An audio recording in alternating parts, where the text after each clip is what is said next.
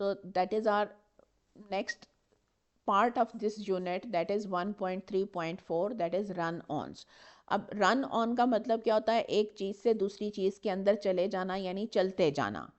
तो ग्रामर में run on हम किसको कहते हैं कि ऐसा इनकरेक्ट सेंटेंस स्ट्रक्चर जहाँ पे दो या दो से ज़्यादा इंडिपेंडेंट क्लॉजेस को इस तरह से कनेक्ट कर दिया जाए कि उनमें प्रॉपर पंक्चुएशन या कंजंक्शंस उनके अंदर ऐड ना की जाएं.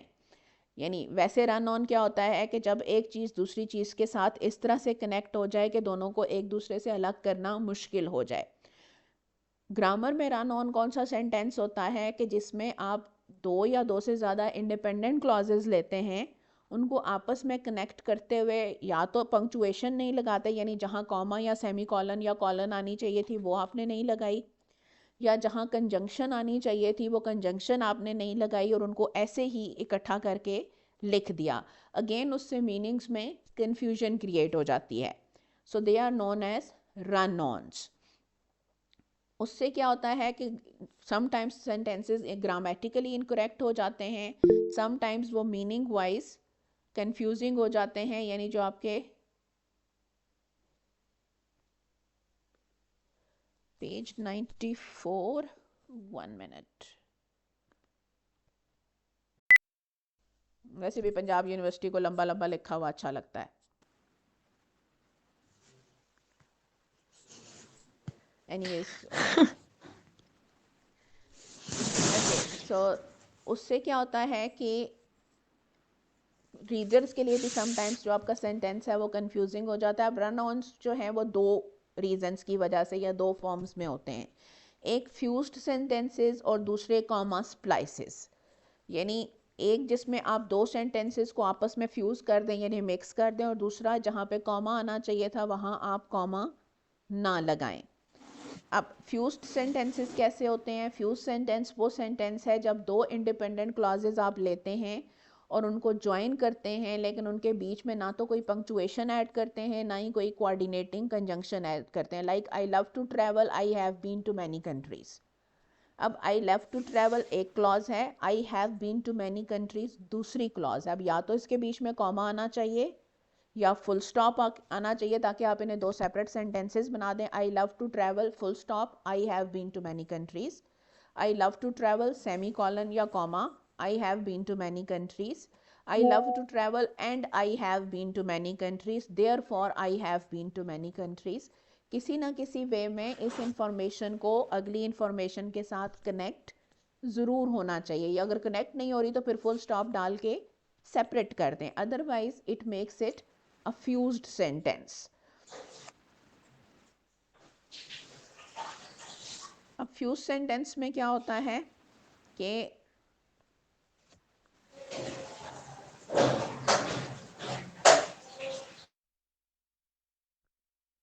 now what happens to fused sentence के दोनों जो पार्ट्स होते हैं वो इंडिपेंडेंट क्लॉजेज हैं. या तो वो दो सेपरेट सेंटेंसेस बन सकते हैं क्योंकि वो इंडिपेंडेंट क्लॉजेज हैं. दूसरा ये कि अगर आपने उन्हें कनेक्ट करना है तो या तो प्रॉपर पंक्चुएशन ऐड करें या फिर कंजंक्शन ऐड करें ताकि उनका आपस में एक दूसरे के साथ जो रिलेशनशिप है वो क्लियर हो जाए. कि एक जैसी इंफॉर्मेशन दे रही हैं, अगर एडिशनल इंफॉर्मेशन है तो एंड लगेगा, कंट्राडिक्टरी यानी ऑपोजिट इंफॉर्मेशन दे रही हैं तो बट लगेगा, कॉज एंड इफेक्ट रिलेशन है तो बिकॉज लगेगा. Like I love to study, I cannot give time to studies. Opposite information है ना तो बट आना चाहिए. I love to study but I can not give time to studies. Ali likes to play football, his father was a football player.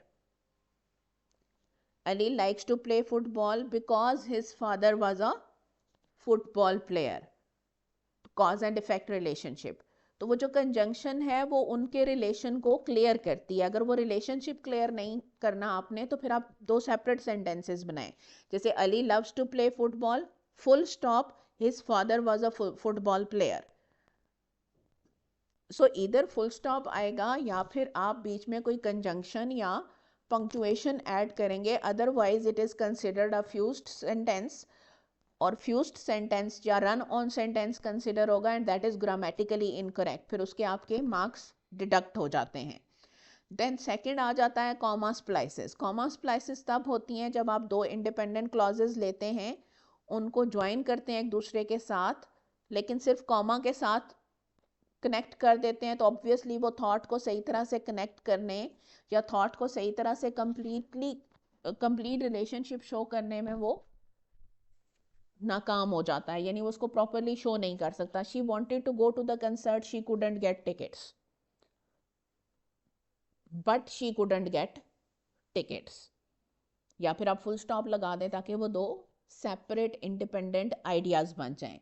She wanted to go to the concert, या फिर आप semi colon डालें ताकि वो जो proper relationship है दोनों independent clauses का वो क्लियर हो जाए। कॉमा हम मेन क्लॉज और सबऑर्डिनेट क्लॉज के दरमियान डालते हैं। कॉमा कभी भी दो मेन या इंडिपेंडेंट क्लॉजेस के दरमियान कनेक्शन को शो करने के लिए यूज़ नहीं होता। Why? Because we use it to show connection between a subordinate and main clause. तो जब हमारे पास इस तरह के एरर्स आते हैं जिसमें हमने सबऑर्डिनेट और मेन क्लॉज को प्रॉपरली कनेक्ट ना किया हो, तो वो बन जाते हैं फ्रेगमेंट्स। जब हमारे पास इस तरह के एरर्स आते हैं जहां हमने इंडिपेंडेंट क्लॉजेस को प्रॉपरली कनेक्ट ना किया हो या प्रॉपरली पंक्चुएट ना किया हो, तो हमारे पास कौन से एरर्स आते हैं? रन ऑन्स के, जिसमें हमारे पास दो एरर्स हैं, एक फ्यूज्ड सेंटेंसेस का और दूसरा कॉमा सप्लाइसेस का। यानी जहाँ पे फुल स्टॉप यूज़ करना चाहिए था या सेमी कॉलन यूज़ करनी चाहिए थी, वहाँ आपने कॉमा यूज़ कर दिया। इसके अलावा आप कोई कंजंक्शन यूज़ कर सकते थे, but you couldn't use a comma. तो हमने कॉमा के थ्रू उस दो क्लॉजेस को स्प्लाइस कर दिया, हालांकि वहाँ कॉमा यूज़ नहीं होना चाहिए था। तो इंडिपेंडेंट क्लॉजेस को कनेक्ट करने के लिए कॉमा कभी भी यूज़ नहीं होता। इधर you use a semi colon और अ पीरियड जिसको फुल स्टॉप भी कहते हैं। और अगर आपने कॉमा यूज़ करना हो तो फिर उसके साथ आप कोई ना कोई कोऑर्डिनेटिंग कंजंक्शन यानी and, but, because, therefore, however, इस तरह से कुछ ना कुछ कनेक्टर आप ज़रूर उसके अंदर ऐड करते हैं। So there are two types of run ons and these are their descriptions. So are these clear or do you need further explanation?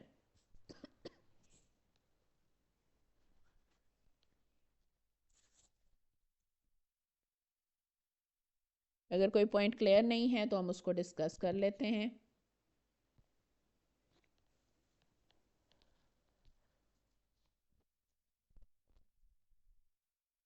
All right, if it is clear, then let's move on to the fixation of run-ons. So how can we fix run-ons? First of all, obviously use a period, यानी full stop use करें। Independent clauses हैं, आप उनको दो separate sentences बना दें बजाय एक ही सेंटेंस में लिखने के। That is the easiest and basic way of fixing a run-on, that because they are independent clauses, you can make two separate sentences. लेकिन हम करते क्या हैं कि हम दो इंडिपेंडेंट क्लॉजेस को तो फिक्स करने के लिए फुल स्टॉप यूज़ नहीं करते। जहां हमारे पास जो है वो इंडिपेंडेंट और सबऑर्डिनेट क्लॉज होती हैं या मेन क्लॉज और सबऑर्डिनेट क्लॉज होती हैं, वहां हम उनको सेपरेट करने के लिए फुल स्टॉप लगा देते हैं, जिससे वो किस में कन्वर्ट हो जाती है? फ्रेगमेंट में। तो वहाँ एरर आ जाता है और यहाँ पे हम कॉमा लगा के या बीच में फुल स्टॉप ना लगा के रन ऑन वाला एरर जो है वो क्रिएट कर देते हैं। एंड देन वी से कि हमने तो सारा लिखा था, पता नहीं मार्क्स क्यों नहीं आए। So he studied hard for the test, full stop, he passed with flying colors. That is one way to solve it. Second क्या है कि आप सेमी कॉलन यूज़ कर लें। सेमी कॉलन जो है वो क्लोजली रिलेटेड इंडिपेंडेंट क्लॉजेस को कनेक्ट करती है और ये इंडिकेट करती है कि जो दोनों पार्ट्स हैं सेंटेंसेस के मीनिंग वाइज उनमें बहुत क्लोज रिलेशन है। जैसे she enjoys hiking, her brother prefers cycling, तो आपने बीच में क्या डाल दिया? सेमी कॉलन डाल दी, क्योंकि शी और ब्रदर दोनों में और भी एक क्लोज कनेक्शन है, और दूसरा ये कि आप बेसिकली क्या बता रहे हैं? दोनों की हॉबीज़ बता रहे हैं। दोनों पार्ट्स में, एक पार्ट में एक की हॉबी है, दूसरी क्लॉज में दूसरे की हॉबी है। सो क्लोज कनेक्शन है दोनों के मीनिंग में, इसलिए आपने क्या यूज़ किया है? सेमी कॉलन, ताकि आप उनका जो एक दूसरे के साथ जो क्लोज कनेक्शन है दोनों पार्ट्स ऑफ सेंटेंसेस का या क्लॉजेस का, उसको आप क्लियरली डिपिक्ट कर सकें। थर्ड क्या है ऑप्शन उसको फिक्स करने का कि आप कॉमा यूज़ करें लेकिन उसके साथ कोऑर्डिनेटिंग कंजंक्शन यूज़ करें। कॉमा आप यूज़ कर सकते हैं लेकिन सिर्फ उस सूरत में जब आपने उसके साथ कोई ना कोई कोऑर्डिनेटिंग कंजंक्शन भी ऐड की हो, जैसे फॉर, एंड, नॉर, बट, और, येट, सो। ये वो कंजंक्शंस हैं जो हम यूज़ करते हैं इंडिपेंडेंट क्लॉजेस को एक दूसरे के साथ कंबाइन करने के लिए, जब हमने उन्हें कंबाइन करने के लिए कॉमा यूज़ करना हो। I wanted to stay home, comma, but I had to attend the meeting, and then full stop. फिर नेक्स्ट ऑप्शन क्या है कि हम एक सबऑर्डिनेटिंग कंजंक्शन यूज़ कर लें। सबऑर्डिनेटिंग कंजंक्शन जब हम यूज़ करते हैं फिर हमें कॉमा यूज़ करने की ज़रूरत नहीं होती। That is the difference between coordinating conjunction and subordinating conjunction, कि जब हम कोऑर्डिनेटिंग कंजंक्शन यूज़ करते हैं तो उससे पहले हमने कॉमा यूज़ करना होता है, और सबऑर्डिनेटिंग कंजंक्शन से पहले हमने कॉमा यूज़ नहीं करना होता। So she was tired because she had stayed up late. अब बिकॉज जो है वो सबऑर्डिनेटिंग कंजंक्शन है, तो उससे पहले हम कॉमा यूज़ नहीं करेंगे, लेकिन सिर्फ उस सूरत में अगर दोनों क्लॉजेज इंडिपेंडेंट हों। अगर एक क्लॉज जो है वो इंडिपेंडेंट और दूसरी डिपेंडेंट हो, यानी एक मेन क्लॉज और दूसरी सबऑर्डिनेट क्लॉज हो, तो फिर बिकॉज से पहले कॉमा आएगा। फिर आप एक और ऑप्शन आपके पास क्या है कि आप ट्रांजिशनल फ्रेज यूज़ कर लें। ट्रांजिशन होता है ना, एक से दूसरी हालत में कन्वर्ट होना, ट्रांजिट करना, एक जगह से दूसरी जगह जाना। सो आप क्या करते हैं, ट्रांजिशनल फ्रेज या जो कंजंक्टिव एडवर्ब है आप उसको बीच में ऐड कर लेते हैं, और उसके साथ आप सेमी कॉलन या कॉमा ऐड कर सकते हैं। यानी सेमी कॉलन लगाएं तो भी ठीक है, दो कॉमास यूज़ कर लें तो भी ठीक है, दोनों सूरतों में वो ग्रामेटिकली करेक्ट होता है। ट्रांजिशनल फ्रेजेस यानी कंजंक्टिव एडवर्ब्स क्या होते हैं, हाउएवर, देयरफॉर, फर्दरमोर, बिसाइड्स, ये सब क्या हैं, हमारे पास कंजंक्टिव एडवर्ब्स हैं। He wanted to go to the beach, semicolon, however, comma, it started raining. He wanted to go to the beach, semicolon, therefore, comma, he asked his friends to join him. So अगर आपने transitional phrase में transitional phrase या conjunctive adverb use करना है तो उस conjunctive adverb से पहले आप सेमीकोलन यूज़ करेंगे, उसके बाद कॉमा यूज़ करेंगे। अगर आपने सबऑर्डिनेटिंग कंजंक्शन यूज़ करनी है दो मेन क्लॉजेस को मिलाने के लिए, तो आप कॉमा यूज़ नहीं करेंगे, सिर्फ सबऑर्डिनेटिंग कंजंक्शन यूज़ करेंगे। अगर आपने कोऑर्डिनेटिंग कंजंक्शन यूज़ करनी है तो कोऑर्डिनेटिंग कंजंक्शन से पहले आप कॉमा यूज़ करेंगे, या फिर आप दोनों क्लॉजेस को कंबाइन करने के लिए सेमी कॉलन यूज़ कर सकते हैं दोनों के दरमियान, और या फिर जो ईजीएस्ट ऑप्शन है कि दोनों को दो सेपरेट सेंटेंसेस बना दें, यानी दोनों के दरमियान में फुल स्टॉप ऐड कर लें। So there are 5 different ways of correcting or fixing run on sentences. अब run on sentences को हम identify कैसे कर सकते हैं? सबसे पहले तो ये कि आपने ये देखना होता है कि ये जो sentence है या ये जो दो sentences हैं ये independent clauses हैं या इनमें से कोई एक subordinate clause है। independent clause का हमें कैसे पता चलता है, जब एक clause में subject और predicate यानी subject और verb दोनों मौजूद हों। अगर दोनों पार्ट्स ऑफ सेंटेंस में सब्जेक्ट और प्रेडिकेट मौजूद है, यानी एक लंबा सेंटेंस है उसके एक पार्ट में भी सब्जेक्ट है, प्रेडिकेट है, दूसरे पार्ट में भी सब्जेक्ट है, प्रेडिकेट है, तो दैट मीन्स के ये एक रन ऑन सेंटेंस है अगर उसके बीच में फुल स्टॉप या सेमीकोलन या कंजंक्शन या और ट्रांजिशनल फ्रेज यूज़ नहीं हुई, तो दैट मीन्स कि वो क्या है, रन ऑन है।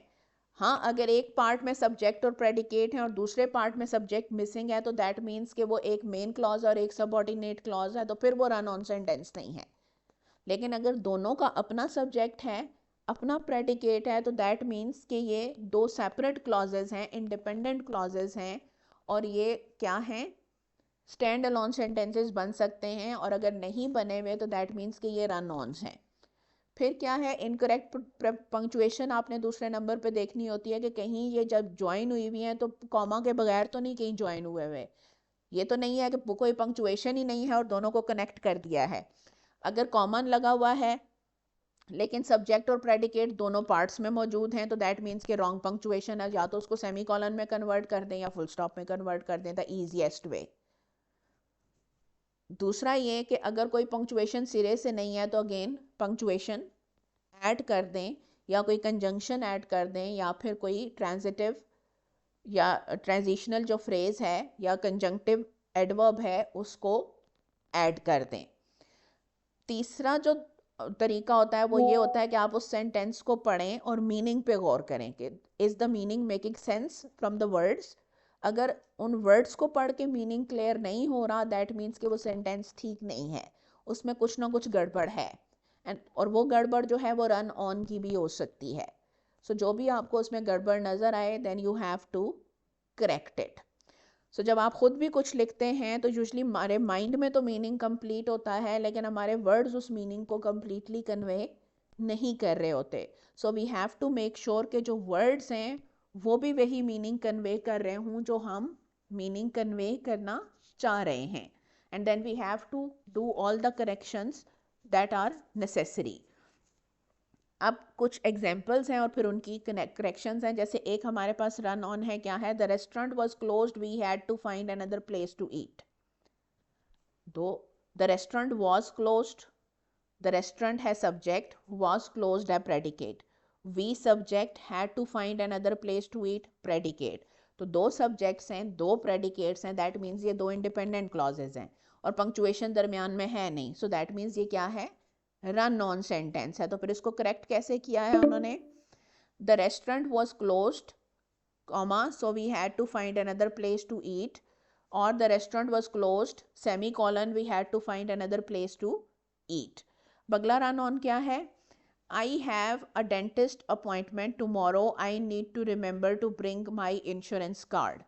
again I subject है, have a dentist appointment tomorrow predicate है, I subject है, need to remember to bring my insurance card predicate है, दो सब्जेक्ट दो प्रेडिकेट, पंक्चुएशन दरमियान में है नहीं, दैट मीन्स कि ये क्या है, रन ऑन है।